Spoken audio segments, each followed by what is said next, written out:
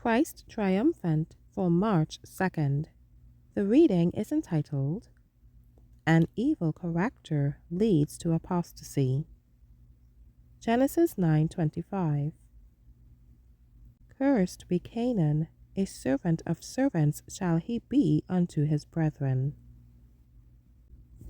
To repeople the desolate earth, which the flood had so lately swept from its moral corruption, God had preserved but one family, the household of Noah, to whom he had declared, Thee have I seen righteous before me in this generation.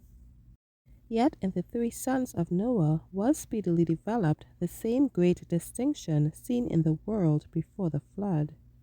In Shem, Ham, and Japheth, who were to be the founders of the human race, were foreshadowed the character of their posterity. Noah, speaking by divine inspiration, foretold the history of the three great races to spring from these fathers of the human race.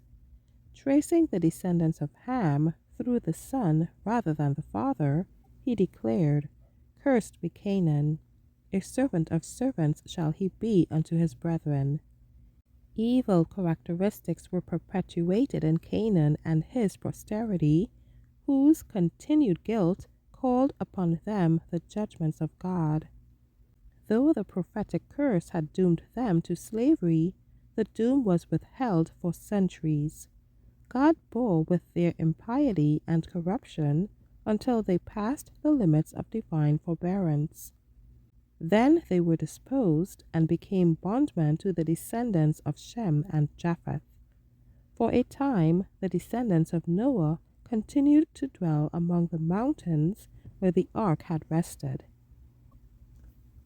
As their numbers increased, apostasy soon led to division.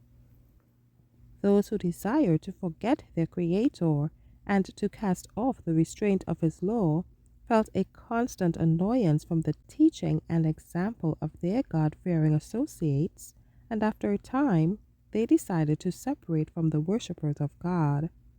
Accordingly, they journeyed to the plains of Shinar on the banks of the river Euphrates. They were attracted by the beauty of the situation and the fertility of the soil, and upon this plain they determined to make their home. Here they decided to build a city, and in it a tower of such stupendous height as would render it the wonder of the world. These enterprises were designed to prevent the people from scattering abroad in colonies.